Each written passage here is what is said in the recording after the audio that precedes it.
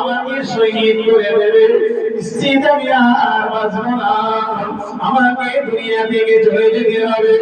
আর রাসূলুল্লাহ ইসলামী রাসূলুল্লাহ বলে তুমি ইমাম হুসাইন রাদিয়াল্লাহু তাআলা তিনি বিবিকে বললেন, বিবি তিনি অচল মারে কাঁদতে শুরু করলেন, অচল মারে কাঁদতে শুরু করলেন।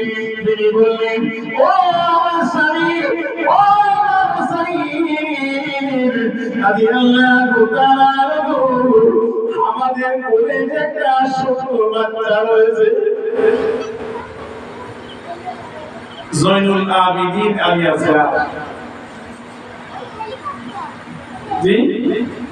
বিবি বললেন, গোপ্রাণের স্বামী, আজ কয়েকদিন হয়ে গেল আমাদের ঘরে কোনো খাবার নাই, কোনো পানি নাই, কোনো খাবার নাই।